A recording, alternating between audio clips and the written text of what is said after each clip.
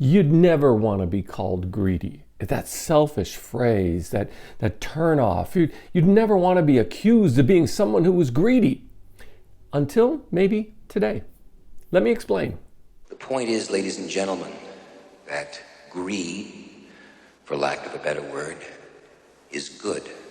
In the face of runaway inflation, mortgage rates over 6%, layoffs hitting tens of thousands in growth businesses, and stagnant wages, unless you start being greedy today, all your money that you worked so hard for will evaporate. Greed is right. Greed works. Greed clarifies, cuts through, and captures the essence. So that's what's wrong, and that's why we need to take another look at greed today. So tap the like button and let's get started.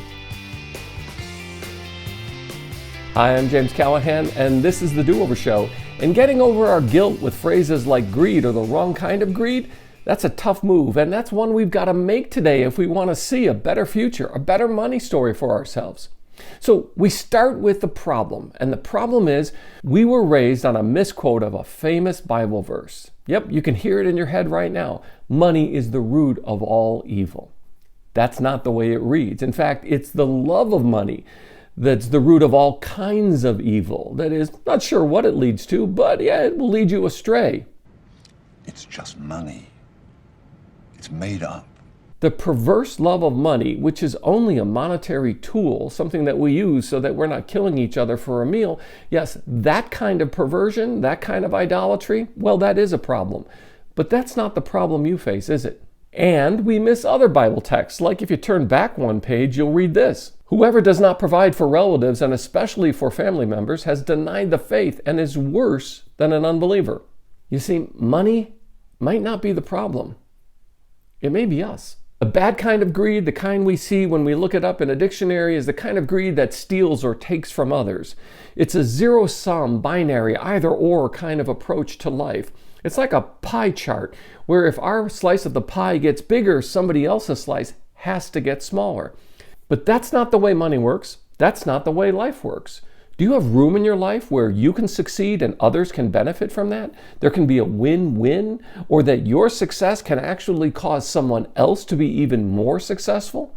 That you can influence others even while you're winning yourself? Yeah, the way money works in our culture can either be perverted in greed, or it can be a good kind of greed. Let me show you how. Let me start with something simple, and that is the psychology of discounts, sales, bargains, coupons. You know that feeling you get when you buy something and it's not the price advertised? You feel like you stole something, you got something that maybe you didn't deserve, but now you've taken advantage of. You're smart, you're good with money, so you spent less than you would have if you bought it for the regular price. All those feelings that are triggered in us when we use those things, when we see things on sale, when we see bargains, that's what behavioral psychologists call value rationalization. When we look at a price, see a discount, get a rush by the difference of the price, the regular price and the sale price, and we rationalize the purchase, motivated by the opportunity, usually an artificial time frame, limited time only. Take advantage of this. Just a few left. Call now.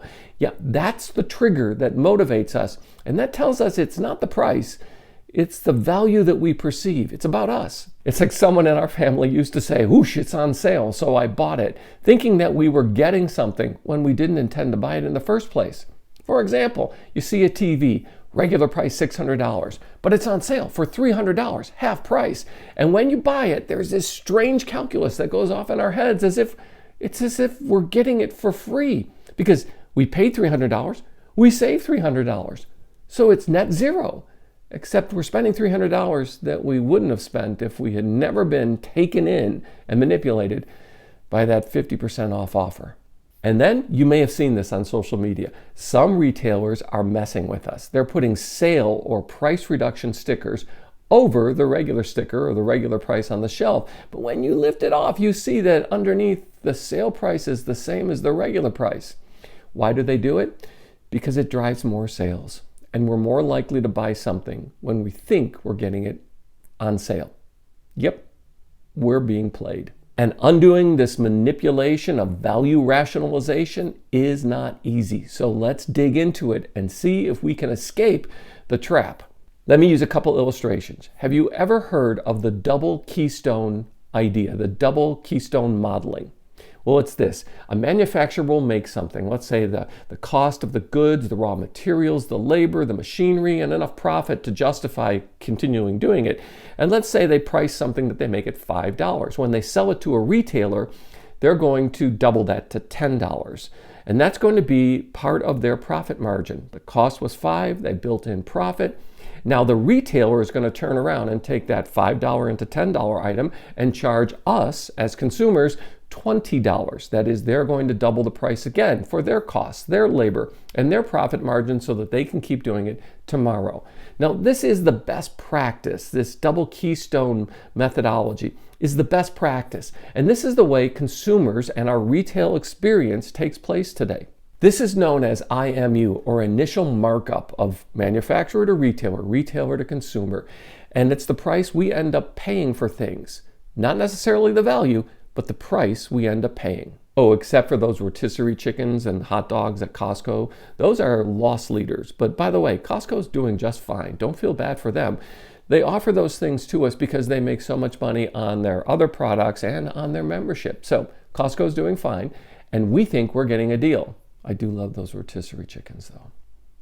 I do love those rotisserie chickens. So here are the basic IMUs, or initial markups, in today's consumer products field.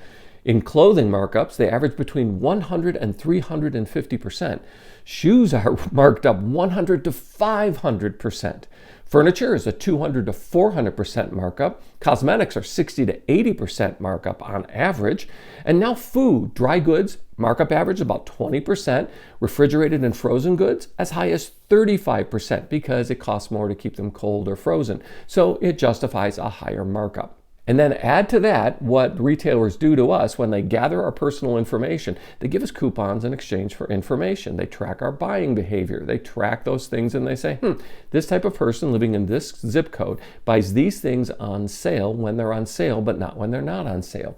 And they use that knowledge to drive our behavior as consumers in the retail market. Now, there's another form of market manipulation that's happening at the retail end that we're paying the price for. And you may have heard about it. It's called shrinkflation, where the bag of chips that we thought was exactly the same as it was a year ago actually contains an ounce or two less, fewer chips, but the price remains the same or is even higher. So we still have the experience of buying a bag of chips or a bottle of soda, but we're getting less and paying the same or even more. Okay, back to the idea of value rationalization. When we start with price, price can be used to influence how we perceive the value of something, that we think we're getting more, or that it's a better deal, or that we should buy it now. And we're triggered because of that value rationalization into acting, even buying things that we don't need. Difference between needs and wants, a whole nother topic. But value rationalization takes place on an everyday basis. Value is what we feel when we pay a certain price for something. Or, put it simply, does the price we pay give us this stimuli that tells us that we're getting a good value? Two other examples. One is famously known as the pink tax, and that is when, for example, the same painkillers are marketed for migraines, and then they're also marketed for menstrual cramps and menstrual pain. And so what happens is the same producer of that pain reliever will use the same ingredients but change the labeling and change the description of usage. It's exactly the same medicine, the same dosage. It should have the same effect, but it's marketed in dozens of different ways at different price points. And usually the pink tax reflects a higher price for the same product than just a plain old migraine. So why do we do it? Well, because we know that this medicine was made for us. It will solve our problem, and we feel like we are being addressed, that our pain is heard, is felt by someone else, and they're giving us something to avoid this pain. The second example of this price value differential is when we're standing in line at the grocery store waiting to check out, and we look at that ice cold cabinet of Coca-Cola in front of us. And for the average price of just over $2.50 for a 16-ounce bottle of ice cold Coca-Cola, we reach into there and we add it to our cart. When just behind us in an aisle is a 1 liter of the same product, room temperature though, and 50 feet away, that will be, say, $1.50 or $2. That is, we're willing to pay 5 times or 10 times more at the point of sale for that convenience than we would pay if we were looking at the shelf 50 feet behind us. Because in those situations, we're conditioned to pay more for the convenience, and we tell ourselves something. We tell ourselves that, hey, it's my money, I'm worth it, I'm willing to spend this money for the sake of that cold Coca-Cola, the convenience of it. Yep. And we wonder if we're buying or being sold. So that's why I asked the question, are you willing to learn to be greedy in good ways, not just bad ways? Are you willing to take control of your money story so that you are not just being sold things, you are actually a knowledgeable buyer? That is, it's time today to learn to be greedy in good ways, ways that benefit us, rather than simply go along for the ride and lose all of our hard work to rising inflation and the marketing that accompanies it. And knowing the difference between price and value is the critical first step in becoming a knowledgeable consumer, taking control of your money story, your money future, rather than simply being marketed and spending money because, hey, everybody does it or everybody has to.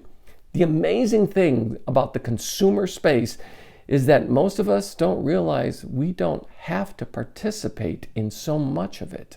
And that means we don't have to spend money just because we've got it. We don't even have to spend money even if we've budgeted for it. That's the mind-blowing thing. Create a budget, set up something, and I'm going to buy this amount of groceries. And you go to the store, you don't have to spend that amount on groceries. Amazing. And then even when you budget for an item, if you've got money left over, that money can be used for something that actually benefits you and your family. So what are you going to start being greedy about? What are you going to pay attention to? What are you going to watch in your consumer ways? Please, if you've got some ideas, I'd love to hear them. Drop them in the comments below, and let's keep the conversation going. And thanks for being part of the Do-Over Show. Please, while you're down there commenting, could you tap the like button? Because it really helps. And how about you subscribe and ring the notifications bell so you don't miss the next episode. I'm so glad you found me, and I found you. Thanks.